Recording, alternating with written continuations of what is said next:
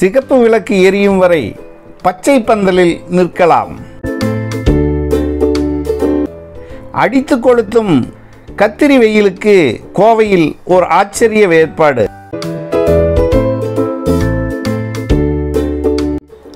வெயில் காலங்களில் மூளைக்கு மூளை நீர்மோர் பந்தல் அமைப்பார்கள். சூட்டை தணிக்க, தாகம் தீர்க்க நீர்மோர், பானக்கம், தண்ணீர் என வழங்குவார்கள். கோவை மாநகரில் வித்தியாசமாக தகிக்கும் வெயிலில் வாகன ஓட்டிகள் வருவடாதிருக்க பச்சை பந்தல்களை சிக்னல்கள் தோறும் அமைத்து வருகிறது கோவை மாநகராட்சி. இது பொதுமக்கள் மத்தியில் அட இப்படி கூட செய்வார்களா என்கிற வியப்பை தொடர்ந்து ஏற்படுத்தி கொண்டிருக்கிறது. முதலாக 4 நாட்களுக்கு முன்பு மேட்டுப்பாளையம் சாலையில் எருக்கம்பனி சிக்னல் அருகே இப்படி ஒரு பச்சை பந்தல் அமைக்கப்பட்டது. இது வெயிலுக்கு போலீசார் அமைத்த பசுமை பந்தல் நிழற்குடை என்று மக்களால் பேசப்பட்டது. அடுத்த நாளே செல்வபுரம் லக்ஷ்மி மில்ஸ் ஜங்ஷன் என இந்த பந்தல் அமைக்கப்பட்டது.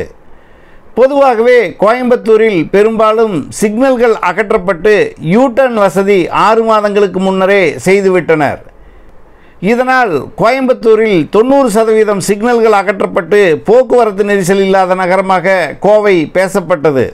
ஆனாலும் ஒரு சில முக்கிய பகுதிகளில் சிக்னல்களை தவிர்க்க முடியவில்லை. இங்கே கூட 1 நிமிடம் 1.5 நிமிடம் காத்திருப்பு அரை நிமிடம் காத்திருப்பாக மாற்றப்பட்டது. இந்த உத்தியை இப்போது சென்னையிலும் அமைக்க ஆரம்பித்திருக்கின்றனர். இந்த ஆண்டு கோடையில் வரலாறு காணாத வெயில் வாட்டி வருகிறது.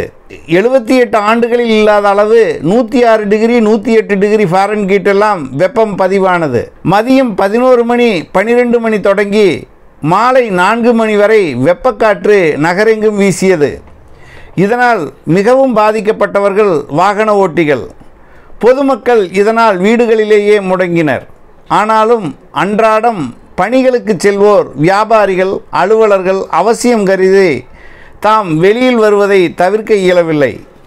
முக்கிய சிக்னல்களில் வாகனங்கள் நிறைய தேங்கின. எனவே இந்த இடத்தில் வருவடும் வாகன ஓட்டிகளின் சிரமத்தை தவிர்க்கவே இந்த மாதிரி பச்சையாய் பசுமை பந்தல்களை போட ஆரம்பித்திருக்கிறது மாநகராட்சி. கோவையில் முன்பெல்லாம் மாடி தோட்டங்களில்தான் இப்படியான பசுமை நிற துணிகள் வீடுகள் தோறும் அமைக்கப்பட்டிருப்பதை பார்ப்போம். இப்போது சாலைகள் தோறும் 20 மீட்டர் 30 மீட்டர் தூரம் கடைவிரிக்கிறது இந்த பசுமை பந்தல். இங்கே எல்லாம் வாகன ஓட்டிகள் போய் வெளியே வரும்போது ஒரே குளுமைமயம். இப்படி மட்டும் கடந்த 4 நாட்களில் 8 இடங்களில் பசுமை பந்தல் அமைத்திருக்கிறது மாநகராட்சி. அதன்படி செல்வபுரம் சந்திப்பு, சுந்தராபுரம் சந்திப்பு, டவுன்கால் சந்திப்பு, கூட்செட் ரோடு, சத்தி ரோடு, சரணம்பட்டி சந்திப்பு, சிங்கநல்லூர் ஹோப் காலேஜ் சந்திப்பு என இப்பந்தல் காணப்படுகிறது.